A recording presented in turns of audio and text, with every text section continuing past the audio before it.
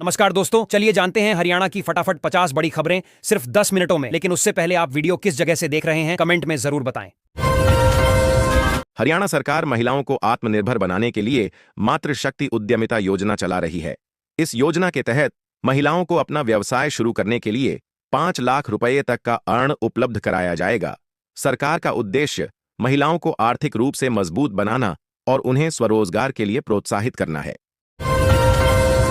हरियाणा सरकार ने भूमि रिकॉर्ड में सुधार की प्रक्रिया शुरू करने का निर्णय लिया है। इसके तहत सरकारी नाम से दर्ज जमीनों के मालिकाना हक को स्पष्ट किया जाएगा। अधिकारियों के अनुसार इस कदम से जमीन से जुड़े विवाद कम होंगे और रिकॉर्ड अधिक पारदर्शी व व्यवस्थित बनाए जा सकेंगे। प्रशासनिक कार्यों में भी तेजी आएगी। हरियाणा सरकार ने टीबी मरीजों को दी जाने वाली सहायता राशि में पारदर्शिता लाने के लिए नई व्यवस्था लागू की है। अब मरीजों को हर महीने 1000 रुपये सीधे आधार से जुड़े बैंक खातों में भेजे जाएंगे। इससे बिचौलियों और कमीशनबाजी पर रोक लगेगी तथा मरीजों को समय पर आर्थिक मदद मिल सकेगी। हरियाणा के अजराना कलां गांव में सहकारी क्षेत्र की पहली सूरजमुखी तेल मिल स्थापित की जाएगी। इस परियोजना से स्थानीय किसानों को अपनी फसल का बेहतर मूल्य मिलेगा और युवाओं के लिए रोजगार के नए अवसर भी पैदा होंगे। सरकार का कहना है कि इससे ग्रामीण अर्थव्यवस्था को भी मजबूती मिलेगी। हरियाणा में मार्च की शुरुआत के साथ ही गर्मी का प्रकोप बढ़ने लगा है। कई जिलों में तापमान में लगातार बढ़ोतरी दर्ज की जा रही है। मौसम विभाग ने आने वाले दिनों में और गर्मी बढ़ने की संभावना जताई है। दोपहर के समय तेज धूप से लोगों को परेशानी का सामना करना पड़ रहा है। महिला दिवस के अवसर पर हरियाणा में महिलाओं के खातों में आर्थिक सहायता राशि भेजी गई। वहीं पंजाब सरकार ने अपने बजट में महिलाओं को हर महीने 1500 रुपये देने की घोषणा की है। सरकार का कहना है कि इस फैसले से महिलाओं को आर्थिक मजबूती मिलेगी और उनका सशक्तिकरण बढ़ेगा। हरियाणा सरकार ने किसानों को राहत देने के लिए मुआवजा नियमों में बदलाव करने का फैसला किया है। नई व्यवस्था के तहत फसल नुकसान की स्थिति में किसानों को अधिक और समय पर मुआवजा देने की योजना बनाई गई है। सरकार का कहना है कि इससे किसानों को आर्थिक सुरक्षा मिलेगी। हरियाणा के करनाल में डॉक्टर से मारपीट के मामले में बड़ी कार्रवाई हुई है। एसएचओ के बाद अब 6 पुलिसकर्मियों को भी निलंबित कर दिया गया है। घटना के विरोध में डॉक्टरों ने हड़ताल की थी। प्रशासन की कार्रवाई के बाद हड़ताल समाप्त कर दी गई है और कामकाज फिर सामान्य होने लगा है।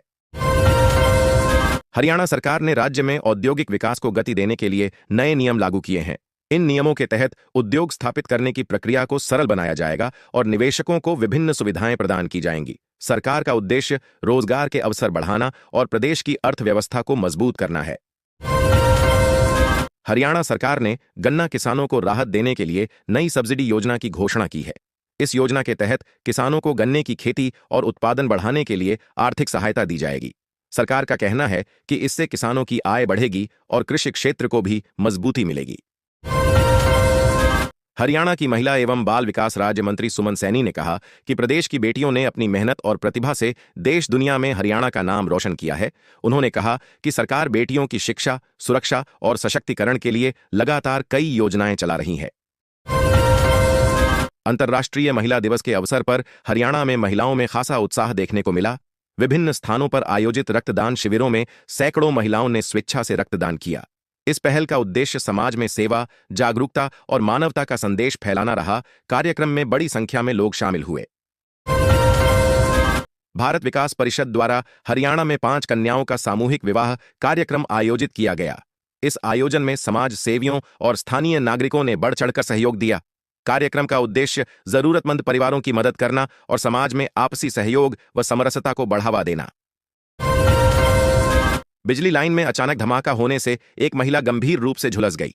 घटना के बाद इलाके में अफरा तफरी मच गई। धमाके के कारण कई घरों के बिजली उपकरण भी जल गए। सूचना मिलने पर बिजली विभाग की टीम मौके पर पहुंची और स्थिति को नियंत्रित करने में जुट गई। अंतर्राष्ट्रीय महिला दिवस के अवसर पर हरियाणा के मुख्यमंत्री नयब सिंह सैनी ने महिलाओं को बड़ी सौगात दी।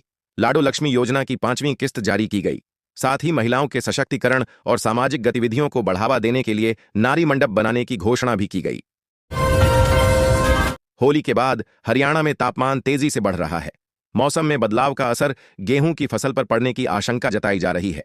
कृषि विशेषज्ञों का कहना है कि समय से पहले बढ़ती गर्मी पैदावार को प्रभावित कर सकती है। हरियाणा में मुख्यमंत्री नयब सिंह सैनी के 2.25 लाख करोड़ रुपए के बजट पर विस्तार से मंथन किया जाएगा। इसके लिए विधानसभा स्पीकर ने विधायकों की 8 स्थायी समितियों का गठन किया है। ये समितियां बजट से जुड़े विभिन्न विभागों की योजनाओं और खर्चों की समीक्षा करेंगी। हरियाणा सरकार ने सरकारी भूमि अभिलेखों में पारदर्शिता और स्पष्टता लाने के लिए एक समान नामकरण नीति लागू करने का फैसला किया है। इस नीति के तहत सरकारी जमीन के रिकॉर्ड में एक समान नाम दर्ज किए जाएंगे, जिससे भूमि से जुड़े विवाद कम होंगे और प्रशासनिक कार्यों में भी सुविधा मिलेगी। हरियाणा में लाडो लक्ष्मी योजना को लेकर कांग्रेस नेता कुमारी शैलजा ने मांग उठाई है कि योजना के तहत सभी महिलाओं को हर महीने 2100 रुपये दिए जाएं। उन्होंने कहा कि इससे महिलाओं को आर्थिक मजबूती मिलेगी और उनके जीवन स्तर में सुधार आएगा। हरियाणा सरकार ने आर्थिक रूप से कमजोर वर्ग के बच्चों को निजी स्कूलों में प्रवेश दिलाने के लिए नई प्रक्रिया लागू की है। इसके तहत पात्र बच्चों को आरक्षित सीटों पर दाखिला दिया जाएगा। सरकार का उद्देश्य सभी बच्चों को बेहतर शिक्षा का अवसर उपलब्ध कराना और शिक्षा में समानता को बढ़ावा देना है। हरियाणा सरकार ने सार्वजनिक स्थानों पर खुले में कूड़ा फेंकने वालों के खिलाफ सख्त कार्रवाई के निर्देश दिए हैं। अधिकारियों को निगरानी बढ़ाने और नियमों का उल्लंघन करने वालों पर जुर्माना लगाने को कहा गया है। सरकार का उद्देश्य स्वच्छता बनाए रखना और लोगों में जागरूकता बढ़ाना है। सरकार ने कहा है कि महिलाओं की सुरक्षा, सम्मान और स्वावलंबन को लेकर वह पूरी तरह से प्रतिबद्ध है। इसके लिए विभिन्न योजनाएं और कार्यक्रम चलाए जा रहे हैं, जिनका उद्देश्य महिलाओं को आर्थिक, सामाजिक और शैक्षणिक रूप से सशक्त बनाना है, ताकि वे आत्मनिर्भर बनकर समाज में आगे बढ़ सकें। हरियाणा सरकार जल्द ही राज्य में हर घर को सहकारिता से जोड़ने के लिए विशेष अभियान शुरू करेगी। इस पहल के तहत लोगों को सहकारी संस्थाओं से जोड़कर रोजगार, बचत और आर्थिक गतिविधियों को बढ़ावा दिया जाएगा। सरकार का उद्देश्य ग्रामीण और शहरी क्षेत्रों में आर्थिक सशक्तिकरण को मजबूत करना है। रोहतक में हरियाणा जजेज एसोसिएशन की कार्यकारिणी बैठक आयोजित की गई, जिसमें न्यायिक सेवा से जुड़े विभिन्न मुद्दों पर विस्तार से मंथन किया गया। बैठक में न्यायिक व्यवस्था को मजबूत बनाने और न्यायिक अधिकारियों से संबंधित समस्याओं के समाधान पर भी चर्चा की गई। हरियाणा के सिरसा में मुख्यमंत्री नायब सिंह सैनी ने कहा कि राज्य में महिलाओं को रोजगार देने वाले उद्योगों को अतिरिक्त सब्सिडी दी जाएगी। सरकार का उद्देश्य महिलाओं को अधिक से अधिक रोजगार के अवसर उपलब्ध कराना और उन्हें आर्थिक रूप से सशक्त बनाना है। हरियाणा में सरकार की गलत नीतियों के कारण छोटे और मध्यम उद्योगों को भारी नुकसान हुआ है। उद्योगपति पंकज गार्ग ने दावा किया कि राज्य में लगभग 70% लघु और मध्यम उद्योग बंद हो चुके हैं। उन्होंने उद्योगों को बचाने के लिए प्रभावी नीतियां बनाने की मांग की है। हरियाणा में ग्रुप डी पदों पर भर्ती के लिए सीईटी परीक्षा का इंतजार अब खत्म होने जा रहा है। सरकार जल्द ही परीक्षा की प्रक्रिया शुरू करने की तैयारी में है। इससे हजारों युवाओं को सरकारी नौकरी पाने का अवसर मिलेगा और भर्ती प्रक्रिया में तेजी आएगी। हरियाणा के मुख्यमंत्री नायब सिंह सैनी ने T20 विश्व कप जीत पर टीम इंडिया को बधाई दी। उन्होंने कहा कि खिलाड़ियों ने शानदार प्रदर्शन कर देश का नाम विश्व भर में रोशन किया है। यह जीत पूरे देश के लिए गर्व का क्षण है और युवाओं के लिए बड़ी प्रेरणा भी है। हरियाणा सरकार की दीनदयाल उपाध्याय लाडो लक्ष्मी योजना के तहत पात्र महिलाओं को हर महीने 2100 रुपये दिए जाएंगे। योजना का उद्देश्य महिलाओं को आर्थिक रूप से मजबूत बनाना है। हाल ही में सरकार ने अधिक गरीब और जरूरतमंद महिलाओं को लाभ देने के लिए रजिस्ट्रेशन और आवेदन प्रक्रिया में बड़े बदलाव किए हैं। हरियाणा सरकार ने श्रमिकों के लिए नई पेंशन योजना शुरू की है। इस योजना के तहत 60 वर्ष की आयु पूरी करने के बाद पात्र श्रमिकों को हर महीने 1000 रुपये की पेंशन दी जाएगी। सरकार का कहना है कि इस कदम से असंगठित क्षेत्र के श्रमिकों को आर्थिक सुरक्षा मिलेगी और उनका जीवन स्तर बेहतर होगा। हरियाणा में रोडवेज बसों की ऑनलाइन बुकिंग सेवा फिर से शुरू की जाएगी। करीब 5 साल पहले तकनीकी और प्रशासनिक कारणों से यह सुविधा बंद हो गई थी। अब परिवहन विभाग इसे दोबारा शुरू करने की तैयारी कर रहा है, जिससे यात्रियों को घर बैठे टिकट बुक करने और यात्रा की बेहतर सुविधा मिल सकेगी। हरियाणा सरकार ने शिक्षा का अधिकार अधिनियम के तहत प्राइवेट स्कूलों को गरीब बच्चों को 25% सीटों पर दाखिला देने के सख्त निर्देश जारी किए हैं। सरकार ने चेतावनी दी है कि यदि स्कूल नियमों का पालन नहीं करेंगे तो उनके खिलाफ कार्रवाई की जाएगी। इस आदेश का उद्देश्य आर्थिक रूप से कमजोर वर्ग के बच्चों को बेहतर शिक्षा उपलब्ध कराना है। हरियाणा सरकार ने प्रदेश में उद्योग स्थापित करने की प्रक्रिया को आसान बनाने के लिए बड़ा फैसला लिया है। अब उद्योग लगाने के लिए स्वयं प्रमाणन के आधार पर अनुमति दी जाएगी। सरकार का कहना है कि इस कदम से निवेश बढ़ेगा, उद्योगों को तेजी से मंजूरी मिलेगी और प्रदेश में रोजगार के नए अवसर भी पैदा होंगे। हरियाणा के चरखी दादरी सिविल अस्पताल में तीसरे जनरल सर्जन की तैनाती कर दी गई है। इससे अस्पताल में स्वास्थ्य सेवाओं में सुधार होने की उम्मीद है। अब मरीजों को ऑपरेशन और इलाज के लिए लंबे इंतजार का सामना नहीं करना पड़ेगा। स्वास्थ्य विभाग का कहना है कि इससे क्षेत्र के लोगों को बेहतर चिकित्सा सुविधाएं मिलेंगी। हरियाणा के हिसार में खुले में कूड़ा फेंकने वालों पर सख्त कार्रवाई की जाएगी। नगर प्रशासन ने चेतावनी दी है कि ऐसा करते पकड़े जाने पर 5,000 रुपए तक का जुर्माना लगाया जाएगा। बार बार नियम तोड़ने वालों की संपत्ति कुर्क करने की कार्रवाई भी की जा सकती है। प्रशासन ने शहरवासियों से स्वच्छता नियमों का पालन करने की अपील की है। हरियाणा के सरकारी स्कूलों में 14 मार्च को होने वाली परीक्षाएं स्थगित कर दी गई हैं। अब ये परीक्षाएं 19 मार्च को आयोजित की जाएंगी। शिक्षा विभाग ने प्रशासनिक कारणों के चलते यह फैसला लिया है। विभाग ने सभी स्कूलों को नई तिथि के अनुसार परीक्षा आयोजित करने के निर्देश जारी किए हैं। हरियाणा में स्कूल एडमिशन के लिए नए नियम 1 अप्रैल से लागू होंगे। शिक्षा विभाग के अनुसार अब पहली कक्षा में प्रवेश के लिए बच्चे की न्यूनतम आयु 6 वर्ष होना अनिवार्य होगा। सरकार का कहना है कि इस फैसले से शिक्षा की गुणवत्ता बेहतर होगी और बच्चों को उनकी उम्र के अनुसार पढ़ाई का सही वातावरण मिल सकेगा। हरियाणा के सोनीपत, गोहाना और रेवाड़ी के नागरिक अस्पतालों में स्वास्थ्य सेवाएं ठप हो गईं। डॉक्टरों की हड़ताल के कारण ओपीडी बंद रही, जिससे मरीजों को भारी परेशानी का सामना करना पड़ा। इलाज के लिए आए लोग अस्पतालों के चक्कर लगाते रहे और कई मरीज निजी अस्पतालों की ओर रुख करने को मजबूर हो गए। होली के बाद हरियाणा में मौसम तेजी से बदल रहा है और तापमान लगातार बढ़ रहा है। बढ़ती गर्मी से गेहूं की फसल पर असर पड़ने की आशंका जताई जा रही है। कृषि विशेषज्ञों का कहना है कि समय से पहले बढ़ता तापमान फसल की पैदावार को प्रभावित कर सकता है, जिससे किसानों की चिंता बढ़ गई है। एलपीजी सिलेंडर के बढ़ते दामों के विरोध में कांग्रेस सड़कों पर उतरने की तैयारी में है। पार्टी का आरोप है कि सरकार 500 रुपये का वादा कर रही है, लेकिन उपभोक्ताओं से करीब 950 रुपये वसूले जा रहे हैं। कांग्रेस ने इसे जनता के साथ धोखा बताते हुए विरोध प्रदर्शन की घोषणा की है।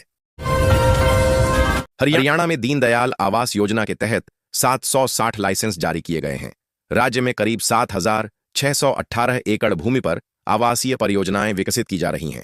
इस संबंध में सदन में मंत्री ने जानकारी देते हुए कहा कि योजना का उद्देश्य लोगों को किफायती आवास उपलब्ध कराना और शहरी विकास को बढ़ावा देना है। हरियाणा के कैबिनेट मंत्री कृष्णलाल पंवार ने कहा कि सरकार गांवों के विकास और ग्रामीणों के हितों की रक्षा के लिए पूरी तरह प्रतिबद्ध है। उन्होंने कहा कि सरकार ग्रामीण क्षेत्रों में सड़क, पानी, शिक्षा और स्वास्थ्य जैसी मूलभूत सुविधाओं को मजबूत करने के लिए लगातार काम कर रही है।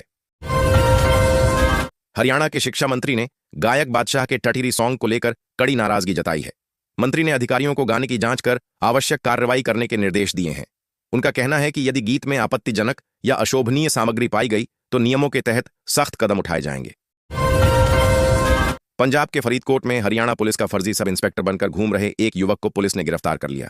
आरोपी खुद को जज का बेटा बताकर लोगों पर रौब झाड़ रहा था। शक होने पर पुलिस ने पूछताछ की तो सच्चाई सामने आ गई। फिलहाल आरोपी से पूछताछ जारी है। हरियाणा की महिला क्रिकेटर अदिति श्योराण का नाम इन दिनों पूरे प्रदेश में चर्चा में है। उनके उत्कृष्ट प्रदर्शन को देखते हुए हरियाणा सरकार उन्हें सम्मानित करेगी। यह सम्मान अंतर्राष्ट्रीय महिला दिवस के अवसर पर दिया जाएगा। सरकार ने इसे महिला खिलाड़ियों के लिए प्रेरणा बताया है।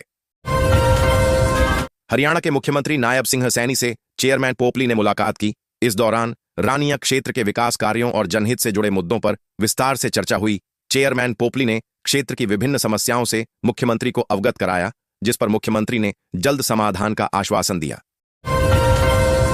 हरियाणा के पंचकूला में डॉक्टरों की हड़ताल के कारण स्वास्थ्य सेवाएं प्रभावित रहीं। नागरिक अस्पताल में ओपीडी बंद रहने से करीब 3,000 मरीज इलाज के इंतजार में बैठे रहे, लेकिन डॉक्टर न मिलने पर उन्हें निराश होकर वापस लौटना पड़ा। मरीजों और उनके परिजनों को काफी परेशानी का सामना करना पड़ा। हरियाणा के रोहतक से हिमाचल प्रदेश के लिए नई बस सेवा शुरू कर दी गई है। इस नई सेवा से यात्रियों और श्रद्धालुओं को बड़ी राहत मिलेगी। खासकर धार्मिक स्थलों पर जाने वाले लोगों के लिए सफर अब पहले से ज्यादा आसान और सुविधाजनक हो जाएगा। हरियाणा सरकार ने स्पष्ट किया है कि पात्र लाभार्थियों की पेंशन नहीं काटी जाएगी। इस संबंध में विवादों के समाधान के लिए जिला स्तरीय कमेटियों का गठन किया गया है। सरकार का कहना है कि इन कमेटियों के माध्यम से पेंशन से जुड़े सभी मामलों की जांच कर उचित निर्णय लिया जाएगा, ताकि जरूरतमंद लोगों को किसी तरह की परेशानी न हो। हरियाणा के हिसार में दक्षिण हरियाणा बिजली वितरण निगम के तहत बिजली व्यवस्था को बेहतर बनाने के लिए नए 3 सर्कल, 24 डिवीजन और 78 सब डिवीजन बनाए जाएंगे। इस फैसले से उपभोक्ताओं को बेहतर बिजली सेवाएं मिलेंगी और शिकायतों का समाधान भी तेजी से हो सकेगा। हरियाणा के अग्निवीरों के लिए खुशखबरी है। मुख्यमंत्री नायब सिंह सैनी ने बजट में बड़ा ऐलान करते हुए उनकी भविष्य निधि और सुविधाओं में सुधार का वादा किया है। इससे अग्निवीरों को आर्थिक सुरक्षा सम्मान और अतिरिक्त लाभ मिलेंगे, जो उनके साहसिक और सेवा कार्यों को प्रोत्साहित करेंगे। हिसार में हरियाणा सरकार ने 30 करोड़ रुपए की लागत से पशु चिकित्सा महामारी विज्ञान केंद्र बनाने की घोषणा की है। इस केंद्र का उद्देश्य पशुओं में फैलने वाली बीमारियों पर शोध, निगरानी और रोकथाम करना है। इससे राज्य में पशुपालन और सार्वजनिक स्वास्थ्य सुरक्षा को मजबूती मिलेगी। हरियाणा के मुख्यमंत्री नायब सिंह सैनी ने ठेकेदारों की मनमानी रोकने के लिए बड़ा फैसला लिया है।